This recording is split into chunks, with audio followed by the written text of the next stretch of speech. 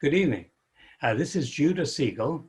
I'm the Jewish Community Relations Council Chairman, and I'd like to welcome you tonight to the second in our series on the election and election events that are happening at this time. Tonight, we'll be having an interview hosted by Jonah Kaplan, who is the ABC11 political reporter. And very pleased to have you with us, Jonah. And he will Good to be here. Thank you. And he will, in a few minutes, he'll be interviewing the lieutenant governor, who, as you know, is running for the governor position on a Republican ticket. Just a few things I think you'd like to know. First of all, our first event was held some days ago. It was called What You Think You Know and What You Don't Know Yet. A very good discussion about a lot of details about voting, and that's been very complicated this year. So if you in fact missed that event, would like to see it, please go to shalomraleigh.org, which is the Jewish Federation website, and go under the section for Jewish Community Relations Council, or JCRC, and you will find links. And one of those links will be a recording of the event that we held a few days ago. Also in the future, this event, which of course is live this evening, will also become a recording. So if you want to share it with a friend tomorrow or the next day, you can go to the same site, and instead of being a link to register, it will then be a link to play the recording. So that will happen throughout our series of election events. I will say we do have some, I'll just give you a little preview. On the 13th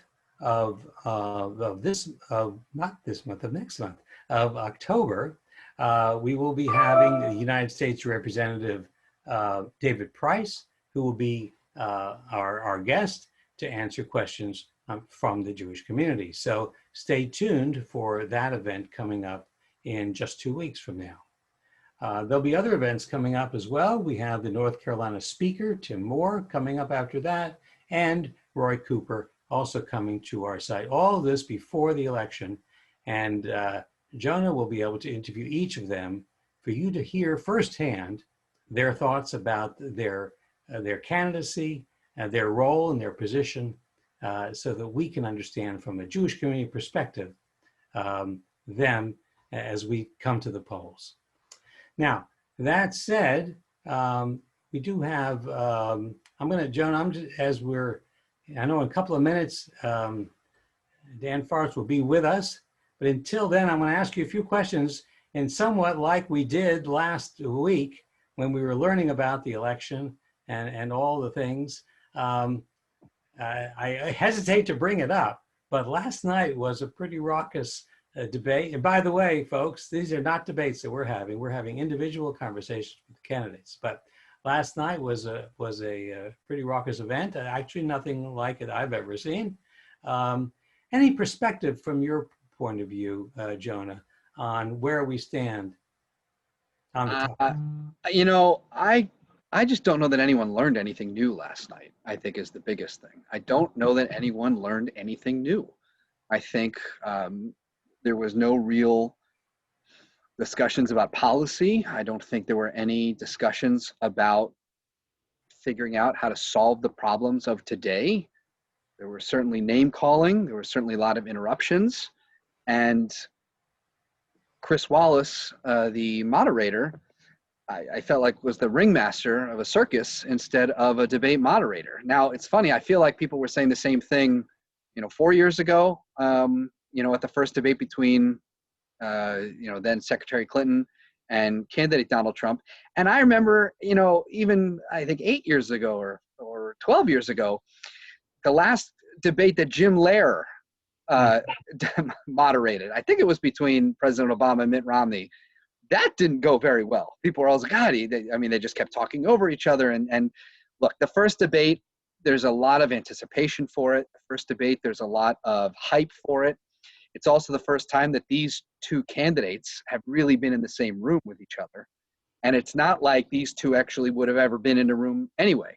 At least Senator McCain, of blessed memory, and President Obama, they were both senators, so they kind of knew each other. They had seen each other around. President Obama and then Governor Mitt Romney, might have cross paths because of, federal, state, things. Governors meet presidents. I mean, Joe Biden and Donald Trump, I don't think they've ever met each other, and they were certainly getting a feel for each other. So all of that came to a head last night, and it was something to watch. I was excited to see it, just because I'm a political junkie and a nerd, and I was ready and excited, and I'm not sure I left thinking that it was a great feeling. But we'll see what happens. That's exactly what Trump likes to say. We'll see what happens. We'll see what happens. Well, in some ways, I think I could say that each was showing what they wanted to. The mode that the president was in was what he likes to do, and many people appreciate that. And Biden was being who he is at the top of the ticket from the Democratic side. So each was who they were, and that's what we got to see. Each was who they were. Well, thank you for that. And I see here that DiFiore has joined us. I do want to say, if there's any way you get a little bit more light on you, Dan, we want to see you. You're coming through a little dark. I'm trying, Jonah. I'm trying. After all, we really want to see you. I'm in a car in the dark here. I wish I could turn the light on, and we're working on it. I think they should let you out. out. To be this dark. Well, this is technology, so this is great. We can get you where you are. Well, yeah. Well, while you're wasn't working, expecting to be in the car today, so I apologize. All right. Well, I'll tell you what. And by the way, I'm just saying hello. I'm Judah Siegel, the chairman of the Jewish Community Relations Council. So welcome to our discussion tonight. I am going to bow out now. We've got to introduce.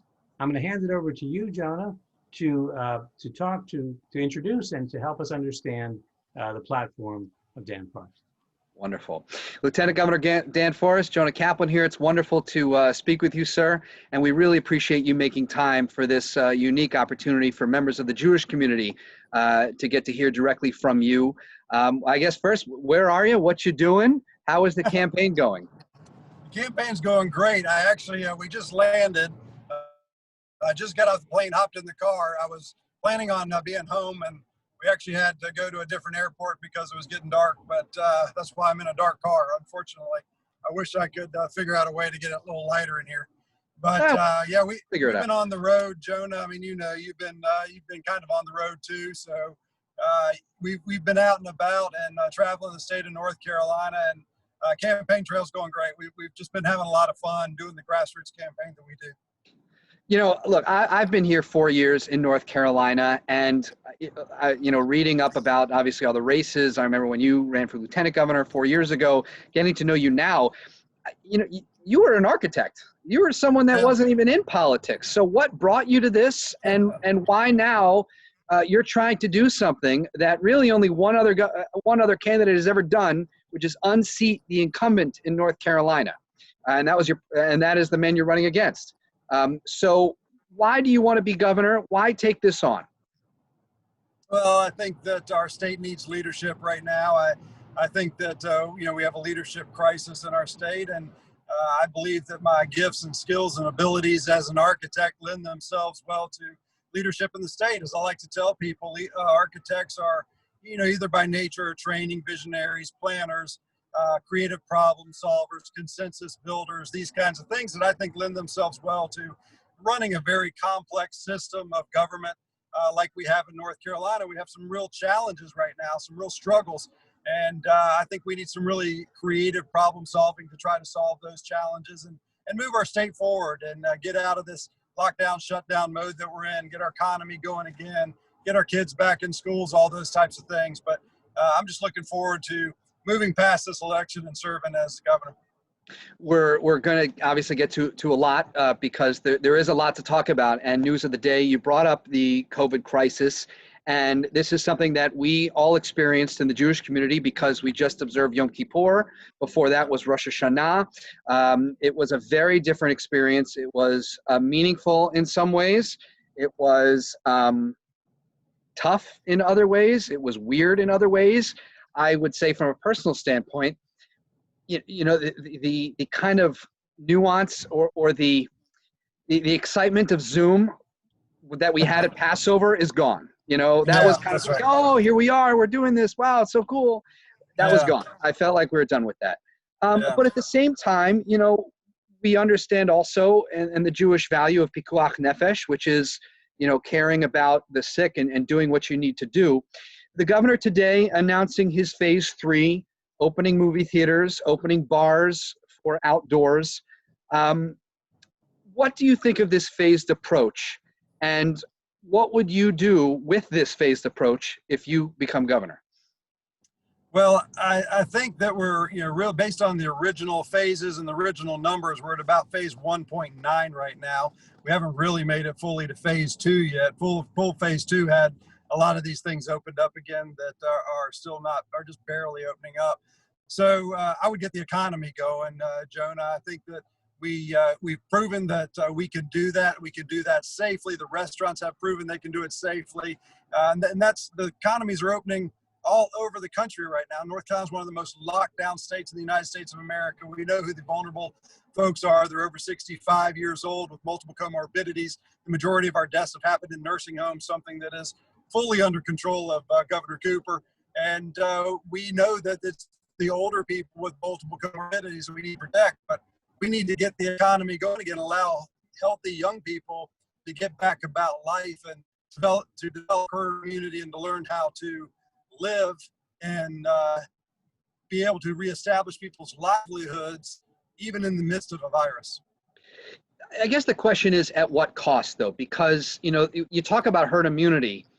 That if we're to do that, a lot of cases, potential deaths, and look, you're right about the data in that most, yes, that there are people with pre-existing conditions and the elder people, but the randomness of this, you know, there is still a randomness of it. And we could talk about, yes, drunk driving kills people and the flu kills people. The flu is contagious or cancer. You know, heart disease is not contagious. Drunk driving is not contagious. This is a virus that's contagious. And so if there's a way to save lives by balancing some restrictions, why not do that? Well, we've done that. I think the people of North Carolina and around the country have done yeoman's work. When our leader came to us and said, "Hey, let's just shut down the economy for two weeks. Everybody go home and lock yourselves in for 2 weeks, and we're going to be fine. We're going to flatten the curve." Well, the curve was flat because we talked about healthcare not being overrun, and our IUs have never been overrun in North Carolina. We've never had that problem. But those 2 weeks turned into a month, and then 2 months, and 4 months, then 8 months, and it's been going on forever. And you have to, like we've done with all other viruses in the past, we have to learn to live with them. We can protect the vulnerable, and we can allow people to get back to their lives and life. We can do that. Other states are doing it all over the country. That's the fallacy of this. The news media doesn't want to cover it, don't want to talk about the fact that other states are opening up and they're doing it safely. Kids are going to school all over America and around the world safely. Right here in North Carolina, private school students are going to school today as we speak safely. We do things safely. We act like we can. But I want to trust the North Carolina to do the right thing, to get the economy going safely again, get our kids back in school safely again. And again, like I said, we can do two things at one time. Wake County voting last night, the school system, to finally open schools over the next several weeks. Everyone up to 8th grade is going to be there. That's really the first of the major systems that are going to be opening. Cumberland County voting to stay that way. Chapel Hill Carborough in that way. They're staying virtual for the semester. You spoke a few weeks ago that you said, you know, look, your plan is open the schools. You are right that other states are doing that. In fact, in Florida, they're not using a dimmer switch. They just flicked it on. But in Wisconsin is having a surge of cases right now. They're having a surge of hospitalizations, a surge of deaths. So yes, some states are doing well, but other states are not doing well. So if we're doing well in North Carolina, I guess why mess with a good thing? Why mess it if it's working and keeping us? But what's the good thing? The good thing. I mean, let's talk about suicides increasing. I just got a phone call today from somebody that's a father that said they were on 5 suicide calls in the last couple of days with people under the age of 18. Suicides are going through the roof. Suicide calls are going through the roof. Addiction hotlines can't keep up. Drug addiction, alcohol addiction, domestic abuse, anxiety, depression. People are dying from all of these things. and nobody wants to talk about it. We talk about it being a health crisis. Let's talk about the health crisis that's going on behind the scenes too. Let's talk about all the people that have lost their livelihoods, that have poured all their family resources and their fortunes into their businesses, and now they can't even put food on their table and a roof over their head. That's a health crisis. So you can't have it both ways. You can't want to say we want to talk about case increases and number of COVID cases and not talk about all of the destruction that's going on behind the scenes. You can't do that. There's real devastation in our state from these people, and we got to pay attention to them. If you win the election and you're sworn in January 1st, is it a light switch or a dimmer switch? It's a light switch, Jonah. It's not a dimmer switch. I mean, obviously, all things held equal today, we'll say it's a light switch. Flip the switch back on and get people back to life and livelihood. And again, personal responsibility plays into this. The people that fit into those categories with those comorbidities know how to take care of themselves. I talk to people like that every day. They say, I know how to take care of myself. We don't need the government to protect every aspect of our life. We don't need the government to control our life. That's not what government is for. This is a government of the people, by the people, and it should be led by the consent of the governed, and people need to be able to take care of themselves. Again, but the government also is in charge and hopefully there to improve the well-being of people. The government has put in a mandate to wear a mask in public places. You have come out against that, saying that you would repeal that. Even if you repeal that, would you encourage wearing of masks in schools, in malls, in movie theaters, in parks, in different places? I would encourage people to do what they feel is best for them to take care of themselves. That's what I would encourage. If that includes wearing a mask, absolutely. I'm not against anybody wearing a mask. In fact, people show up to my events wearing a mask regularly. I wear masks if I go into a restaurant or business. I was at a breakfast restaurant this morning in Raleigh, and I wore a mask in that restaurant because that's what they required to do. And I will continue to do those things. But the mask mandate is not necessary because people really can take care of themselves and they know how to do that on their own. Government doesn't need to tell them how to act every second of the day. Where'd you go for breakfast, by the way, and what'd you order? Well, I went to Big Ed's. It's one of my favorite spots in downtown Raleigh. All boarded up, by the way. It's open, but it's got plywood on all the windows, as you know. And I had 3 eggs over easy, some link sausage, some grits, and a little toast with butter on it. Well, I'm not going to make a comment. I'm not going to make a comment about the sausages here as you speak with the Jewish Community Relations Council. But I will say, just to get to know the life of the Lieutenant Governor, that you like that. Okay, very nice. The other news of the day, and I appreciate your candid answers about the COVID. The other news of the day, of course, is the debate last night, and whether or not you watched it, you certainly probably have heard about it. That's my dog. Excuse me. Will you commit to a more civil debate with Governor Cooper? I have always been in civil debates, Jonah. My conversations are always civil. They always have been. Personally, I really don't know how to do anything but that. So yeah, I mean, I'm all into that. You obviously can't speak for what your opponent's ever going to do. You can't predict, but I certainly hope it's going to be a civil debate. Right. Yes, and ultimately you want a debate to be about ideas and not about personality. Right. And we look forward to that. Tell us about some of your priorities. So we know about the coronavirus, but tell us about some of your priorities as governor. There's a lot of state policy. You talked about leadership. Tell us about some of the first things you would do if elected.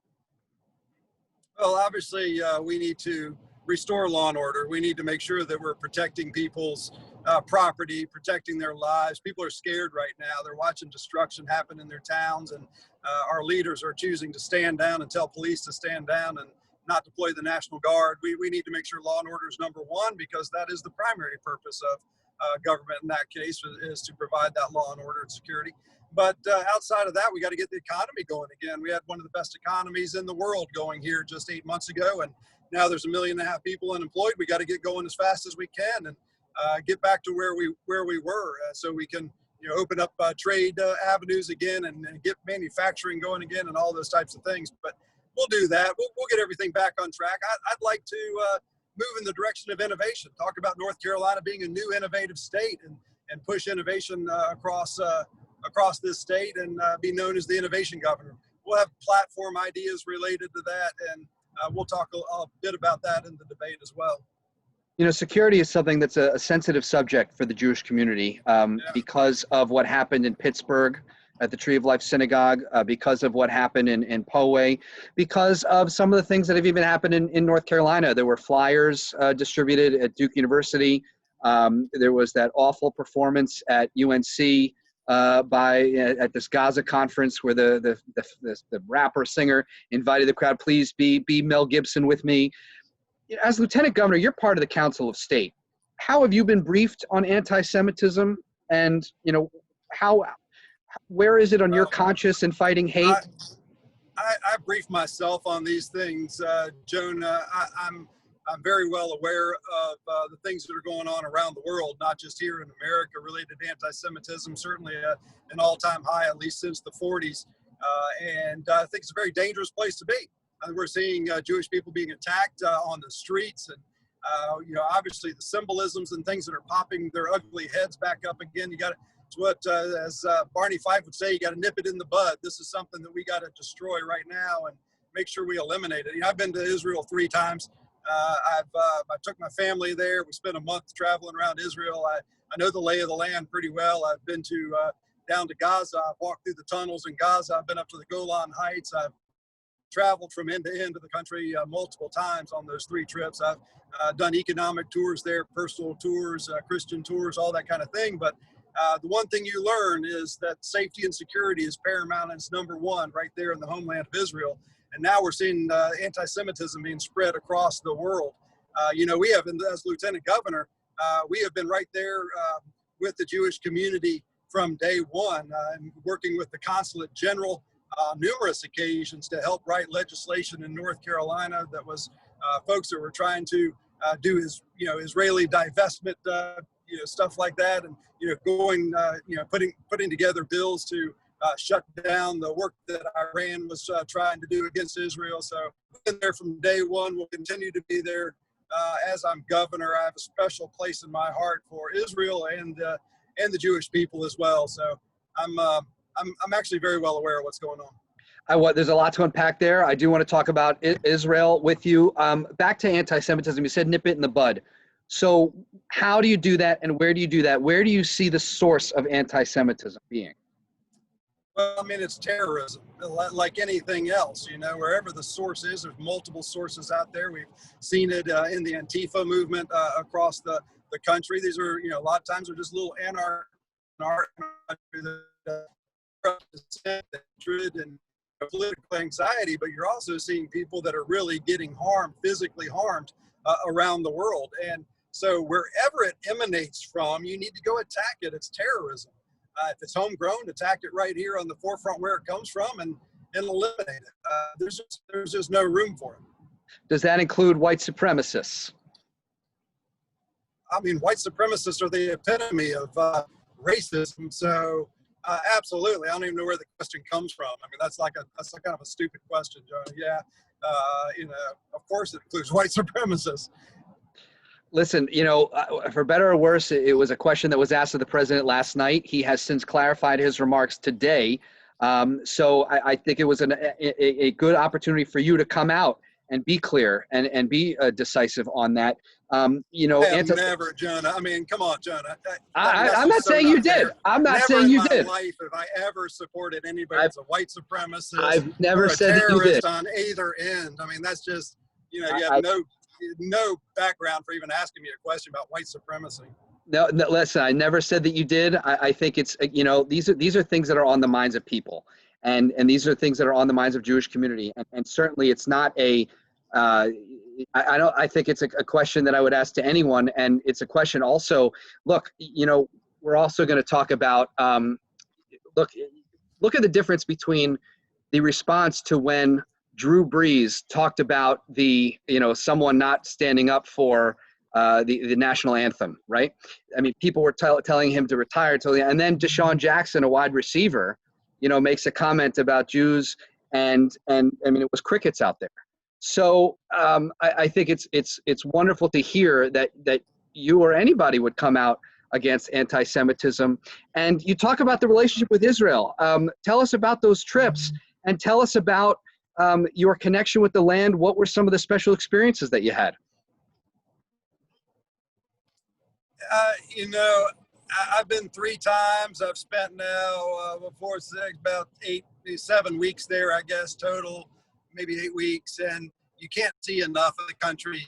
You can't get enough of it.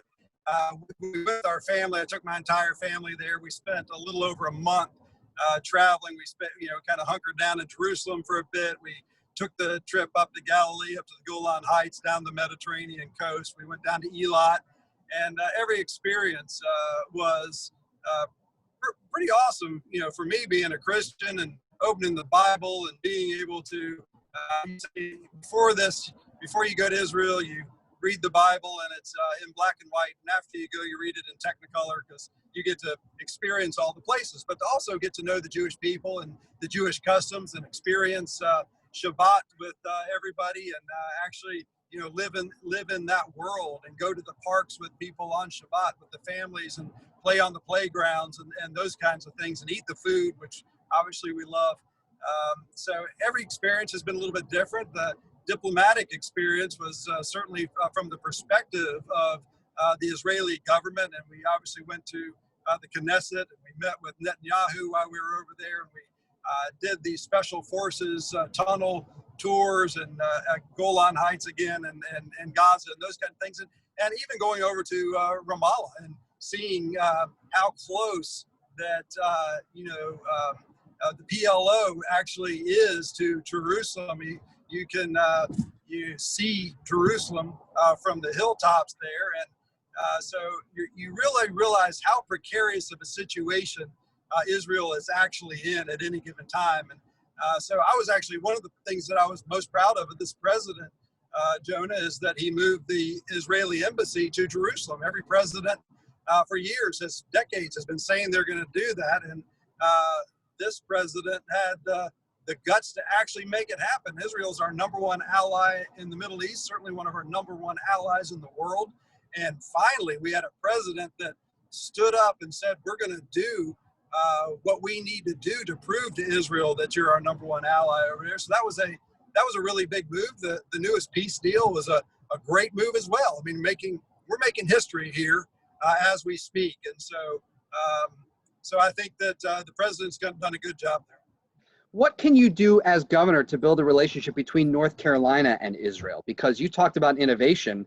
I know I've spoken with the Department of Commerce here in North Carolina. There's a lot of R&D when it comes to pharmaceuticals. What are some things that, if you're governor, what kind of partnerships, what kind of relationships would you build between the state of North Carolina and the state of Israel? Well, economic development is not rocket surgery, but it is a lot of hard work. And you have to go, you have to show up, you have to build relationships with people. In America, we assume everybody comes to us, but we actually need to go to these innovative countries. We need to spend time in these places where these innovations, Israel, you said, they're one of the most innovative nations in the world. I know you've read the book Startup Nation, as I've read a couple times, but there's amazing innovations going on right there in that little country. Per capita, pound for pound, you can build a lot of key relationships to bring some of those innovations back, not just in the world of pharmaceuticals and a lot of biotech going on there, a lot of medical devices, but also from the standpoint of agriculture. This too, the deserts are blooming in Israel right now because of a lot of great innovations that are going on in the world of agriculture. Israel grows much of the produce for Europe. So we have a lot to learn, I think, from Israel in the world of agriculture as well as high tech and biotech and all those kinds of things. But you have to show up and you have to build friendships and build relationships, and we should be doing that. The North Carolina, I know, again, the Department of Commerce is having those discussions. It's wonderful to hear that you would build on some of those relationships. Security is also another part. We've been talking about security and important, but also cooperation. And the city of Durham controversially voted its city council, even when there was no such training going on. They came out and said and voted, we are not going to do training between the Durham Police Department and the state of Israel. How would you respond to that as governor? What would you do? And is security coordination, whether it's the State Highway Patrol or the National Guard, which, by my own, I guess, volition, I'm not really sure. The governor calls the National Guard, but I think it's still, I guess, under the Army. But what would you do in terms of security coordination? What kind of training would that be something you're open to? Well, like I said before, I've been over there and I've spent time with the special forces in Israel, and so I've done that on multiple occasions. Actually, of course, I would partner with Israel. I think their special forces, the way they deal with terrorism, is probably second to none in the world. So of course we would. I think it's a kind of a useless resolution by Durham. I think it's sad that people would say such things and do such things. I don't know why they would do it, but as governor, I would certainly use my pulpit to stand up and stand against such foolishness. I mean, build the relationships you can build with the people that are your friends and your allies that you want to work with. And Israel's a country that I want to work with, and we will work together with Israel. When you talk about domestic politics, if we can move back to North Carolina, you're going to be working with the North Carolina General Assembly, and you've certainly had allies there. Let's say there's a divided government. How do you build coalitions? Well, I've always worked across the aisle with folks. I have friends that are Democrats in the House and Democrats in the Senate. I think anybody that sits in that Senate would tell you that I have presided over that Senate fairly for 8 years.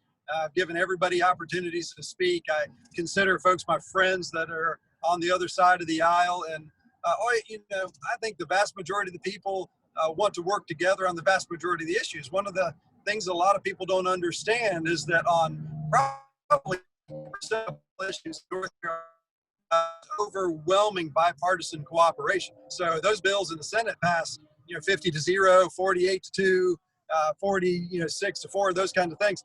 And so it's not hard to get people to work together. There's always contentious issues. There's always things that people aren't going to be able to work on. You're not going to come to a consensus on, but I could sit down in a room with anybody, sit in a conference room, say, what are the hard problems we need to solve, and try to find consensus to solve those problems. One of the, anybody, I don't care what your affiliation is.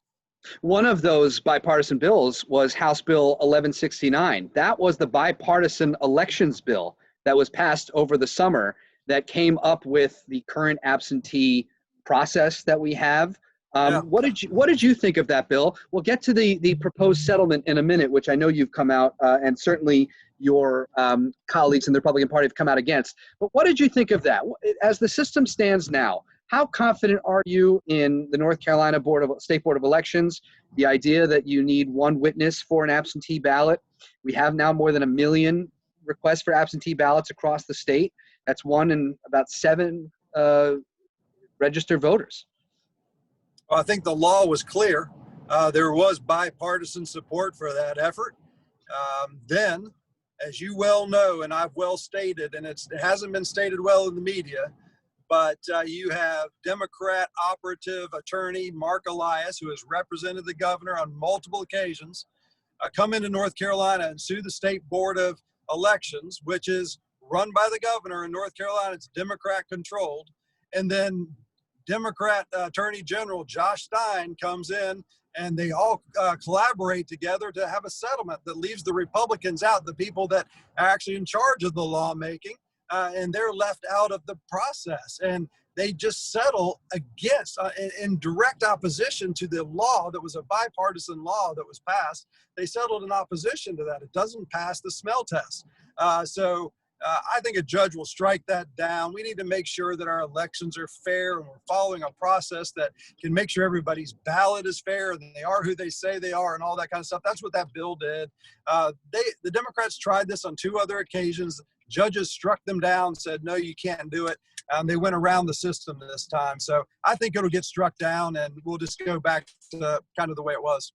Mark Elias, I have reported, and ABC11 has reported, he was the attorney representing Governor Cooper, in fact, in his proceedings with Governor Pat McCrory in 2016. Mark Elias was also the attorney who represented Dan McCready, who was the Democratic candidate for the 9th District congressman, and he was instrumental in helping, if you want to call it, overturn that election.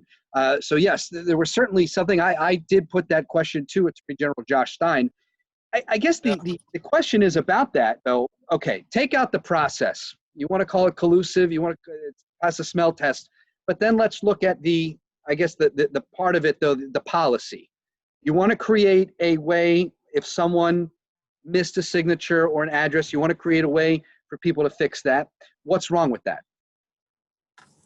Well, I don't think there's anything wrong with people being able to fix things. I think what the problem is, Jonah, is that you can change everything right now. There's multiple problems with this. You can come in and say, oh, well, that's not my address. Here's my address. That's not my real name. Here's my real name. I mean, all kinds of things, right? There's a reason that we have a process we do for these absentee ballots, because somebody's not showing up in person.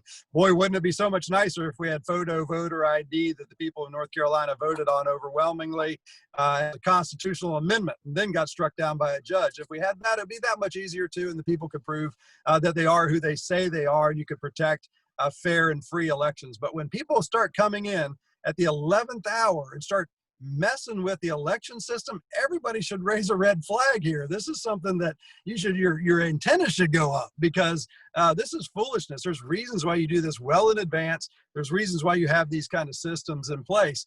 The more egregious thing, I think, is these unmonitored drop boxes for absentee ballots. Let's just put a bunch of boxes out there that nobody's really paying attention to and go drop a bunch of ballots in them. Those kind of things just don't pass the smell test either. So we have a system. The system has worked. Yes, there's fraud in the system occasionally, but we don't need to add any more opportunity for that. The settlement does propose, they say that there are these boxes that already exist at the Board of Elections. They are unmanned, and the wording, as I understand it, is if there is a ballot put in there, even though there's a sign there that says don't put it in there, if there's a ballot put in there, it says that alone is not a reason enough to reject it. I don't even know if that's a question. I think I spoke to that. I think that's just, you're proving the point. Yeah. There is a third. And thank you, by the way, for reporting on it. I know you did report on it, and you hear me, you've heard me, and you've said to me before, I'm kind of attacking the media for not reporting things. You always tell me that you do report on it, and I know you do. And I'm not speaking in general about all media, but a lot of times the media neglects these stories that are really key stories. Look, one of the great things about this conversation is, look, yes, I'm an ABC11 reporter, proud to be part of the media, but look, this is a conversation between you and me, and I've always, after every news conference, I try to go up because I think it's so important to build transparency and trust. I'm not going to come out there and say, well, we're going to talk about this, but we're going to talk about that. In full transparency. I mean, look, I never went over the questions that I was going to ask you, but we spoke about the topics that we wanted to go over. And yes, some of the news of the day that comes out, but I've never believed in ambush journalism. And it's also tough. There's so much content out there that it's tough and you're traveling around the state, you got to figure out what your own. So if you miss our newscast while you're campaigning in the western part of the state, I'm not going to blame you for that. It happens. Yeah. Well, I don't do a lot of news, Jonah, as you can imagine. I don't have time for it. I'm usually speaking at the time the news is on. I don't have a lot of time to do that. But, I think that, a lot of times the stories are kind of buried in sensationalism, as you know, and those kinds of things that maybe sell media. But I agree with you. I think transparency is really important, getting to know people. I'm not always assuming that somebody is doing something wrong and egregious, and you're always trying to find the gotcha story and those kinds of things. I don't like gotcha journalism. Let's just talk. Let's be friends, and then let's dive into some really deep conversations about solving the problems for the people of North Carolina. That's what we should be about, and I appreciate that you do that a lot more than most. Well, I can't look objectively and officially. I can't be your friend. I'm a journalist. I'm going to hold everyone accountable. Happy to talk about the Panthers. Happy to talk friendly things about the Panthers and about all these things. But why don't you talk? Look, you are again you are running to be governor, and that includes being the head of the a member of the Council of State. Let me ask you this question, because in this COVID crisis, we've learned a lot more about the governor's administration. The Jewish community is very proud that Dr. Mandy Cohen is a member of the Jewish community, and everyone gives her the benefit of the doubt of looking after the welfare of the state. Tell us about who would you be appointing? Have you given any thought to who you would be appointing for a Secretary of Health and Human Services? That's going to be a pretty big thing considering we're not going to be out of this COVID crisis. Yeah, I've given some thought. I'm not really willing to, put anybody's names out there right now. I mean, these kind of things are pretty confidential up until the point they get announced for a lot of obvious reasons. But yeah, I put some thought behind all those positions. You have to, given the fact that you're, 30 days out from an election, you have to be thinking about the transition. You have to be talking to people about the transition. It comes upon you really quickly. You win, you have 2 months to get a government up and running. And so you have to do those things, but you really can't put people's names out there, Jonah, as you know, because people have jobs and they need their job security too. So, but yeah, we do talk about those things. We have lists and we've been talking to people. Have you thought, well, and tell us about some of the people that it's interesting. I moved from a state, Wisconsin, where the governor and the lieutenant governor are actually on a single ticket. So tell us about some of the other Republican candidates running for council of state. Mike Causey is running for insurance commissioner. Mark Robinson, who we will talk about after this as well, running for lieutenant governor. There's also Secretary of Agriculture. There's Secretary of Labor. I mean, there's a whole host of people don't. When we had this event called the 2020 election, what you think you know, what you don't know yet. It could take about 10 to 15 minutes to finish your ballot at the election this year. Yeah, I mean, the challenge with all the down ballot races is that people don't have bandwidth to really get to know them all. I mean, how do you do that? Those candidates can't raise enough money. Listen, I was one of those candidates. We set a record for the money raised in a lieutenant governor's race last time, but it's still a fraction. It's a tiny little amount when you're running a statewide race. Every one of those people have to run their own race. We don't run on a ticket, like Wisconsin does. So I know Scott Walker well, and Rebecca Cleefish is a good friend. But they get to run on a ticket. So you get what you get with a lieutenant governor. Where here, you have to run on your own. Every single person has to run on their own merits. And there's almost no way to get that message out and be able to raise enough money to be able to share your message. So it's a very difficult thing to do. That's why we run a grassroots campaign. We go out there and meet people. We're not going to raise nearly as much money as Governor Cooper. He's going to outspend us 2 to 1. You can see that on television already. But we have a grassroots ground game that's the best grassroots ground game in the history of North Carolina. We have tens of thousands of volunteers across the state. And I believe in a time like this, especially a time like this of COVID, that the grassroots game is what's going to win this campaign. People use that word a lot, grassroots. So what does that mean? Canvassing? Does that mean more town halls? Does that mean mail? We've certainly seen your signs, Run Forest Run. That is certainly something that I think you've been able to take advantage of. What does that mean when you say grassroots? It just means a groundswell of people that you've met. I've been traveling the state now for over 8 years. I've met tens of thousands of people personally. They get to know you and your family personally. So when all these nasty negative ads come out about what a horrible person you are and how dangerous you are and all, these people know me. They've met me. They've met my family. They've met my kids. They've watched my kids grow up over the last 10 years. And so they have a very personal experience with us, and they get to go and tell their friends and their family about who Dan Forest really is. And so all that negativity doesn't land the same way it would if you didn't have that, where people would actually believe that kind of junk.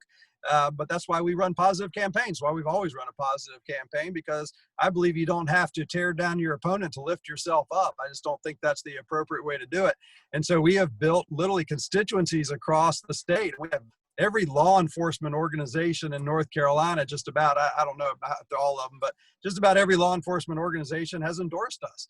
50 some sheriffs, all the sheriffs across the state that are Republicans have endorsed us, but some of the Democrat sheriffs have endorsed us as well. We have strong law enforcement, military constituencies, teachers for Dan Forest, Black Americans for Dan Forest, go on and on. So it ends up being tens of thousands of people. So when you need an army of people to go put up 150,000 yard signs, then it's good to have that army out there. When you need an army of people to go work the polls, it's good to have an army of volunteers out there to do that. That's really the basis of what a ground game is about. I want to ask you about the candidate for Lieutenant Governor, Mark Robinson. Before, I want to stay positive first, because there are some things that many in the Jewish community have questions about. If whoever wins this election is going to be we're going to have the first African American, the first Black lieutenant governor in North Carolina history. What's that say about the state and how far we've come? And if you're governor, no matter who wins, what does that very thing mean to you? Yeah, I mean, listen, I think it's great for the state of North Carolina. I think that, yeah, again, you said you're going to have an African American lieutenant governor no matter what, one way or the other, that's going to happen. Yeah, I think it's good for the state of North Carolina. I mean, I don't really know what to say about that. I've enjoyed running, and getting to know Mark Robinson. I think you guys should. I think you should have him on. I've heard about the statement that he made. I think about Jewish Hollywood or something like that. I don't remember the exact statement, but I heard it a couple weeks ago. I think you should have him on and talk to him, because I know he's a good man. I know he's got a big heart. He's a big, bold, boisterous kind of guy. And if he said something that was offensive, then he'll come on, and I guarantee you he will set the record straight with you. He's that kind of guy that he'll do that. Yeah, look, and I want to also make clear, I've been reviewing all of his Facebook posts. It's interesting. He's come out actually very, very strongly supporting the Jewish community when, for instance, Congresswoman Ilhan Omar, made the comments about her. Mark Robinson has also talked in support of, Holocaust education. This is the statement. He said, "I've been biting my tongue about the silly Black Panther movie. I can't get so excited about a fictional hero created by an agnostic Jew and put to film by a satanic Marxist." You have never used any language like that. Will you bring it up with the lieutenant, with Mr. Robinson?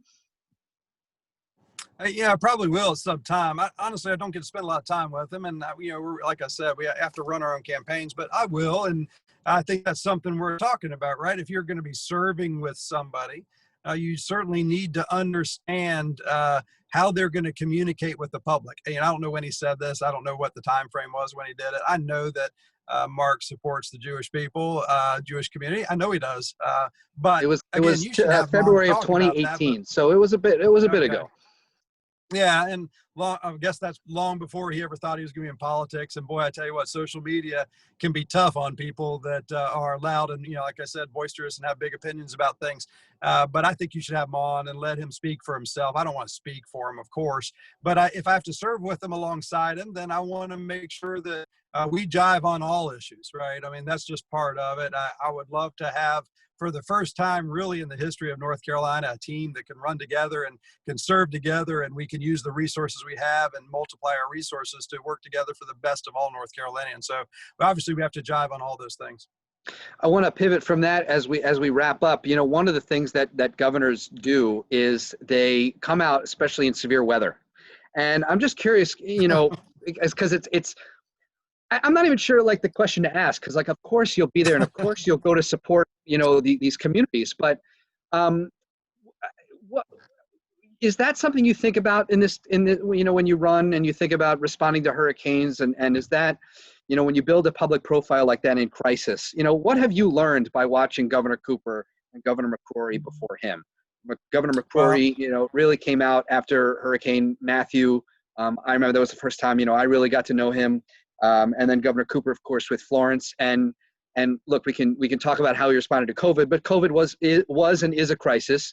What have you learned by watching these roles, these two men in these roles?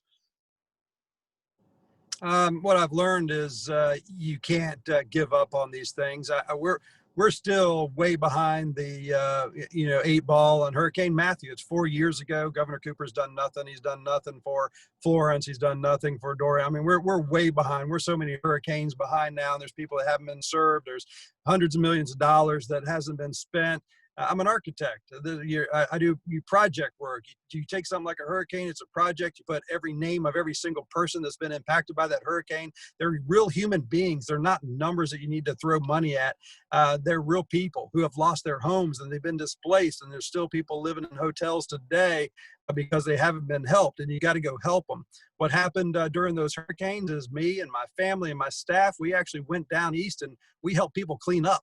We get to know those people. We've done it multiple times. We work with Samaritan's Purse, and we go out and help people. We just went to Bertie County and helped people clean up after the tornadoes. We don't take the news media with us. We don't take microphones and cameras with us. We go out and learn real people's stories that are going on. That's what we've done during the COVID crisis. We don't take cameras. I went out, my wife and I spent 2 months traveling around the state of North Carolina, helping small business owners who are dying because of this thing, who they've lost their business, they've lost everything.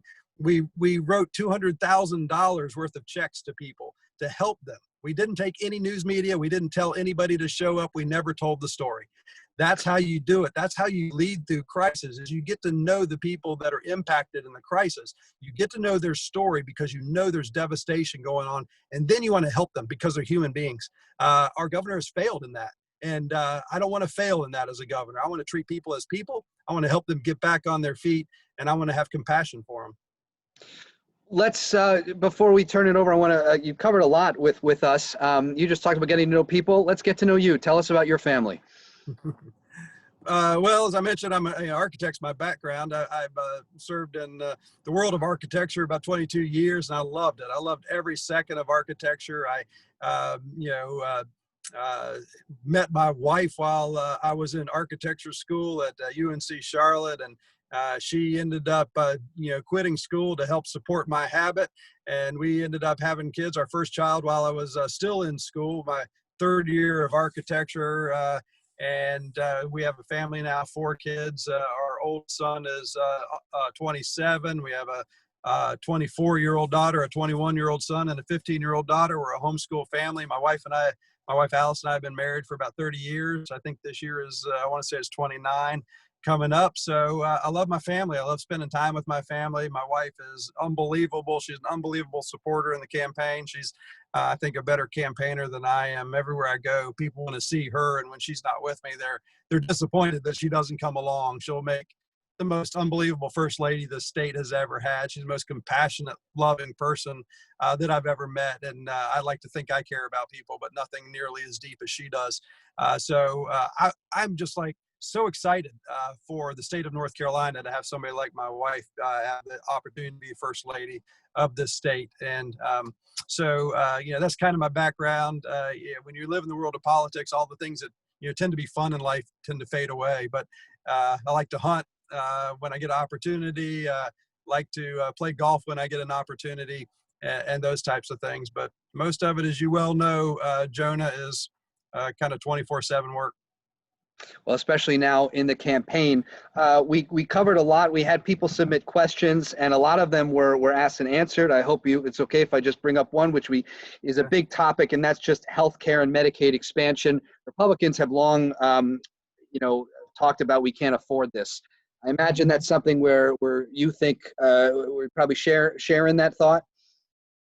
Well, I mean, look at the history across the country. Almost every single state that's expanded Medicaid has had to pay the bill for it. Ohio is $8 billion overrun on Medicaid expansion, and nobody ever really wants to talk about that. You get left with the bill. We've been trying in North Carolina to kind of flatten the craziness of the budget related to Medicaid for years. When there's all these overruns, when Governor McCrory got elected, it was 300 million, 500 million. Every time you turned around, you're rewriting the budget because Medicaid overruns, and it was out of hand. So we started to go to this managed care model, and then the governor and his people really shut that down, again, costing the state millions of dollars. But let's get to the heart of the matter. Part of the matter with healthcare is we really need healthcare reform across the board. Obamacare was a failure. If you want to keep your doctor, you can. If you want to keep your healthcare provider, you can. You're sure it was just a lie, and people lost their healthcare all over the place. And you start to add more numbers to an already failed government program that doesn't provide really great healthcare. Some people it does, in some places it does, but not everywhere. Let's come up with a good healthcare plan that actually provides really excellent health care to the people that need it the most, the poor people who usually get left out in the cold. So you add more people onto a failed program, the services get fewer and fewer, the doctors get fewer and fewer, there's nobody there to provide them, and the health care coverage is not great. Let's provide great health care coverage for people. We can do that. We can have a plan that doesn't include strings attached by the federal government, and we can do that. Let's work on that. That's what a Forrest administration will work on. Wonderful. Lieutenant Governor Dan Forest, as we hit 8 o'clock, we so appreciate your time. I want to give you the last word because, again, this is an opportunity where you don't, yes, we've talked a lot of big issues that I'm sure you're going to cover in the debate, but we also covered some very important things which you have a passion about Israel, about your faith. We learned more about your family. Tell us again, just what it means to you, and we thank you. And tell us why you wanted to do this, because you have had your town halls, you've had different things. The Jewish community it's decent in North Carolina. It's not the biggest faith community though. And so why did you want to do this with us?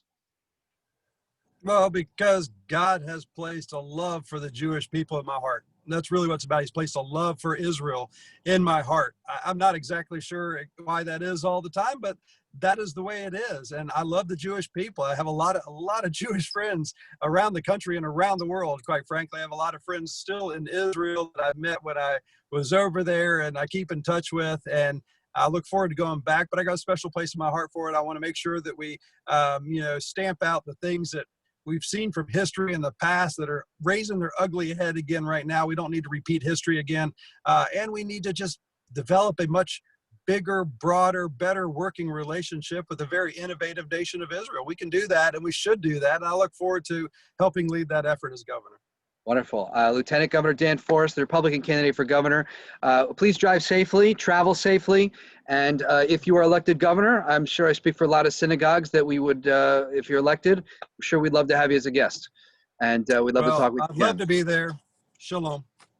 Jonah, thank you so much for interviewing Lieutenant Governor Dan Forest. And Forrest, thank you for joining us in the dark as you traveled from the airport. We really appreciate that very much. Your questions and insights were very helpful to Jonah and to Dan. A great appreciation for speaking to the Jewish community this evening on behalf of the Jewish Community Relations Council. I'll simply close it by saying— Thank you, Judah. Thank you. I simply will close by saying our next event will be on the 13th of October. We will be hearing from United States Representative David Price. Jonah, again, will have the opportunity to interview him. And again, as our series continues with these election events. So again, good night from the Jewish Community Relations Council. Thank you.